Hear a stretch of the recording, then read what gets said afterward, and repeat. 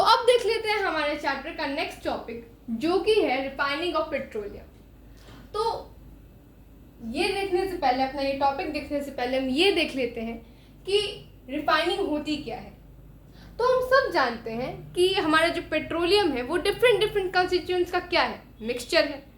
और fractional distillation की help से इन्हीं डिफरेंट डिफरेंट कंस्टिट्यूएंट्स को सेपरेट करने की जो प्रोसेस है, अलग करने की जो प्रोसेस है, उसी को हम कहते हैं रिफाइनिंग। दो चीज़ें आपको यहाँ पे याद रखनी है कि इस पेट्रोलियम के डिफरेंट डिफरेंट कंस्टिट्यूएंट्स को फ्रैक्शनल डिस्टिलेशन की हेल्प से सेपरेट करने की जो प्रोसेस है, उसी को हम कहते हैं रिफाइनिंग। अब ये देख लेते हैं कि अब पेट्रोकेमिकल्स क्या होते हैं। तो हमारे पेट्रोलियम और नेचुरल गैस, इन दोनों में से जो हम यूजफुल सब्सटेंस ऑब्टेन करते हैं, उन्हीं को हम कहते हैं petrochemicals. So we can say that कि the useful substances obtained from petroleum and natural gas are called petrochemicals.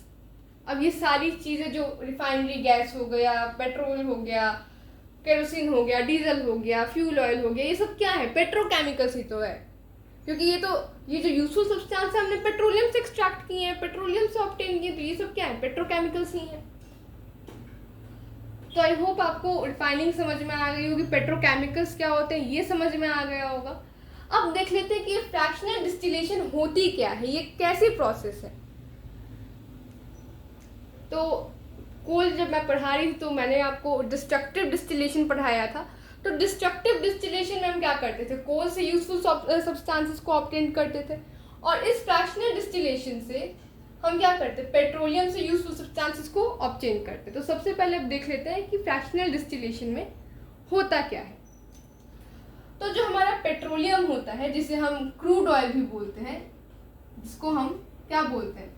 Crude oil भी बोलते हैं, क्रूड ऑयल, या फिर इसे बहुत बार हम इस ब्लैक गोल्ड भी बोलते हैं, ब्लैक गोल्ड। तो क्या किया जाता है? इस क्रूड ऑयल को, इस पेट्रोलियम को, इस ब्लैक गोल्ड को, यहाँ पे एक फर्नेस लगा रहता है, फर्नेस। इस फर्नेस में डाला जाता है एंड फिर उसको क्या किया जाता है? नीचे आग जला के उसको हीट किया जाता है, उसको गर्म किया जाता है। और हम सब जानते हैं ये पेट्रोलियम लिक्विड फॉर्म में होता है, लिक्विड स्टेट में होता है। और हर लिक्विड एक ना एक टेम्परेचर पे, एक ना एक पॉइंट ऑफ टाइम पर, जब वो एक टेम्परेचर पे पहुंचता है, तो वो क्या होता है? वो वेपराइज होने लगता है, वो वेपर में कन्वर्ट होने लगता है। और वेपर क्या होता है? वो गैसियस फॉर्म होता है किसी भी लिक्विड का। तो इसको यहाँ पे गर्म किया जाता है, इस क्रूड ऑयल को। और फिर क्या होता है? ये एक टाइम पर इतना गर्म हो जाता है कि ये वेपर में कन्वर्ट हो जाता है।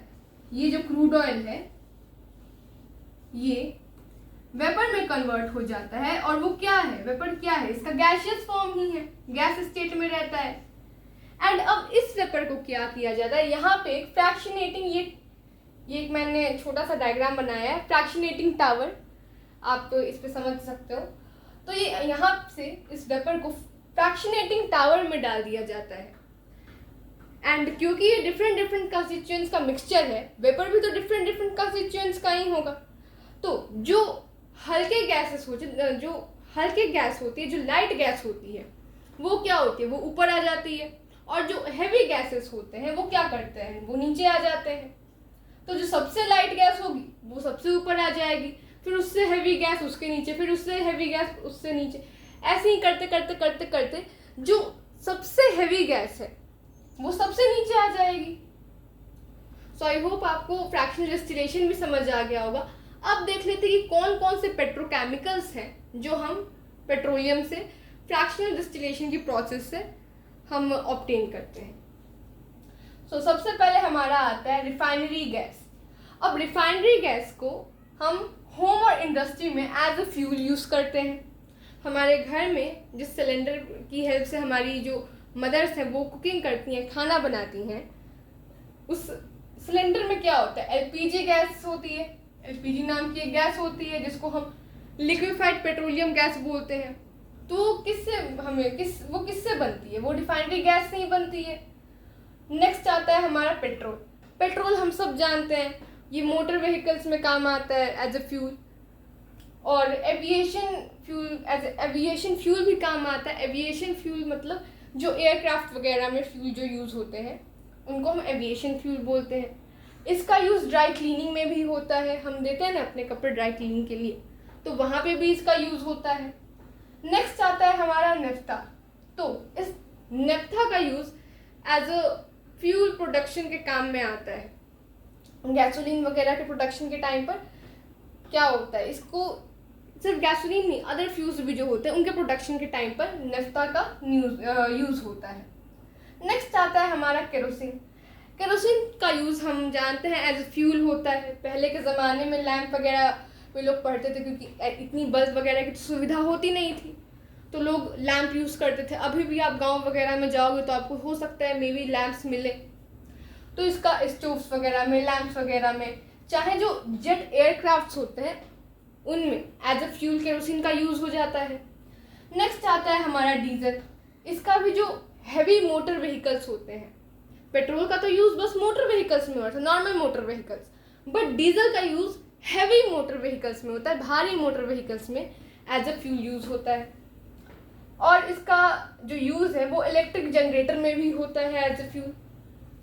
नेक्स्ट आता है हमारा ल्यूब्रिकेटिंग ऑयल। इसका यूज़ होता है ल्यूब्रिकेशन में।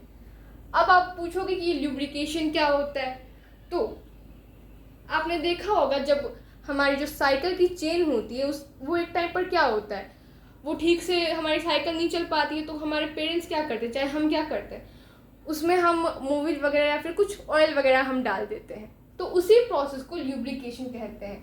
मतलब साइकिल में ऑयल डालने के प्रोसेस को नहीं, ल्यूब्रिकेशन मेनली उस प्रोसेस को कहते हैं। मानिए दो ऑब्जेक्ट्स हैं और उनका ऐसा काम है कि जब भी हम उसको यूज़ में ला रहे हैं तो वो क्या करें, आपस में रगड़ खाने लग रहे हैं, घिसने लग रहे हैं। अब अगर मानिए वो रगड़ खाए जा रहे हैं, घिसे जा रहे हैं आपस में, तो वो जो दो सब्सटेंस हैं वो जल्दी ख़राब हो जाएंगे। लेकिन अगर मैं उसमें ऑयल वगैरह डाल दूँ, चाहे मोबिल वगैरह कुछ ऐसी चीज़ डाल दूँ जिससे वो क्या हो, थोड़े स्लिपी होने लगे, स्लिपरी टाइप के हो जाए, थोड़े स्लिप होने लगे, तो उनका डैमेज होने का चांस जो है, उनके डैमेज होने का जो पीरियड ऑफ टाइम है वो थोड़ा क्या होगा, घट जाएगा। और ऐसे अगर मैं ऐसे ही छोड़ दूँ कि वो अगर खाते रहे, घिसते रहे, तो हो सकता है वो जल्दी ख़राब हो जाए। तो इसीलिए ल्यूब्रिकेशन कर दिया जाता है। आप साइकिल क्या है, इसका एक एग्जांपल है, आप उसमें क्या करते हो, ऑयल वगैरह डाल देते हो।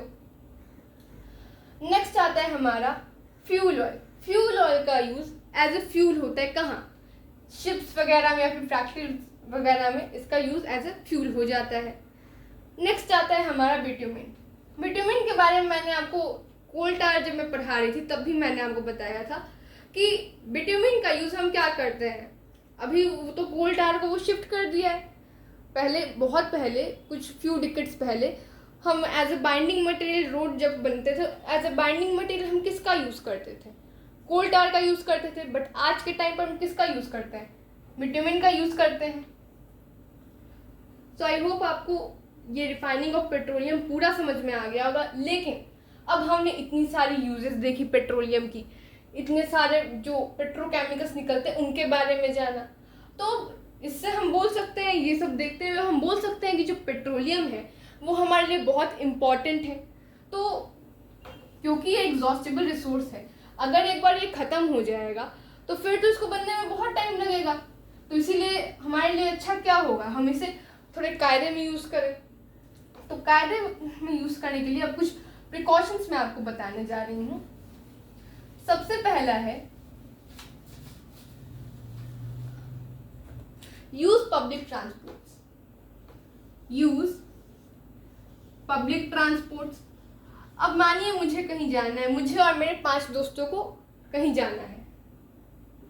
अब जो मेरे 5 दोस्त हैं वो अलग अपनी बाइक, स्कूटी वगैरह वगैरह निकाल रहे हैं, मैं अपना स्कूटी बाइक जो है मैं अलग निकाल रही हूँ।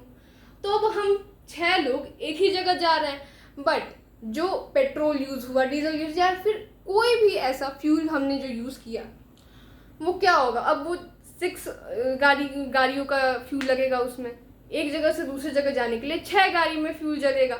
लेकिन अगर मैं बस से जाऊँ या फिर कोई पब्लिक ट्रांसपोर्ट से जाऊँ, चाहे हम एक ही साथ कार से चले जाएं या फिर किसी पब्लिक ट्रांसपोर्ट से चले जाएं, मानिए बहुत ज़्यादा लोग हैं तो कार में तो अटेंगे नहीं, तो पब्लिक ट्रांसपोर्ट से चले जाएं, तो क्या होगा, यहाँ से यहाँ जाने के लिए अगर मैं मानो दिल्ली से मुझे मुंबई जाना है, तो डिफरेंट अलग अलग गाड़ी निकालने से अच्छा है मैं पब्लिक ट्रांसपोर्ट से चली जाऊँगी, तो उतने ही गाड़ी उतने ही तेल में बहुत सारे लोग चले जाएंगे और जो फ्यूल है वो भी ज़्यादा खर्च नहीं होगा। ज़्यादा खर्च नहीं होगा तो जो बस या फिर जो भी पब्लिक ट्रांसपोर्ट है उसका जो मालिक है उसको और फ्यूल भरवाना नहीं पड़ेगा, तो जो फ्यूल है बाकी का वो बच ही तो रहा है एक तरह से, तो ऐसे जल्दी इसका यूज़ होगा नहीं, तो इसीलिए पब्लिक ट्रांसपोर्ट यूज़ करना चाहिए। नेक्स्ट है हमारा कार पुलिंग। कार पुलिंग का मतलब ये नहीं कि कार के पीछे रस्सी बांध दी है और फिर खींच रहे हैं उसको कार पुलिंग नहीं कहते हैं। कार पुलिंग का मतलब, मानिए आप 2-4 दोस्त हैं, आपको स्कूल जाना है या फिर कहीं काम पर जाना है, मानिए आपकी जॉब वॉब लग गई, आप बड़े हो गए हो, आपको कहीं काम पर जाना है और आपके 2-4 दोस्त और हैं। अब आप वो अलग बाइक निकाल रहा है, वो अलग बाइक निकाल रहा है, आप अपना अलग बाइक निकाल रहे हो, या फिर आपके पास कार है, तो ये भी हो सकता है कि आप सारे लोग मिलके एक बार में कार से चले जाओ, क्योंकि इस तरह तो सबके बाइक का अलग अलग फ्यूल जल रहा है। ऐसे कार से बस एक ही गाड़ी का फ्यूल जलेगा और सब लोग पहुंच भी जाओगे आप लोग। नेक्स्ट है walk to cover short distances. To cover short distances, अब मानिए यहाँ से कुछ दूर का रास्ता है, मेरे घर से कुछ दूर पर एक दुकान पड़ता है। अब मैं बोलूँ कि नहीं मैं आलसी हूँ, मुझे नहीं जाना पैदल, अब मैं उसके लिए स्कूटी निकाल रही हूँ, बाइक निकाल रही हूँ, कार निकाल रही हूँ। तो जब शॉर्ट डिस्टेंस में नॉर्मल मैं पैदल जा सकती हूँ, तो क्यों नहीं मैं पैदल चली जाऊँ, थोड़ा मेरा वर्कआउट भी हो जाएगा और जो पेट्रोल का यूज़ है वो जुडिशियली थोड़ा हो जाएगा। सो आई होप आपको आज का टॉपिक समझ आया होगा। तब तक के लिए थैंक यू।